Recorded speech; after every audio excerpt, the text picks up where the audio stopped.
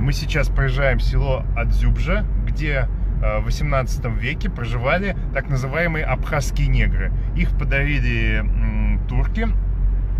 Негры были привезены из Эфиопии как рабсила, но поскольку в Абхазии никогда не было рабства, то эти чернокожие ребята просто здесь поселились и к началу 20 века ассимилировались с местным населением.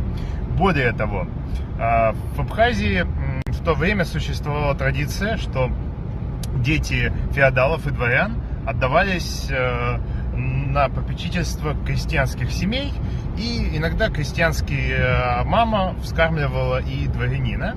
Таким образом, они становились молочными братьями.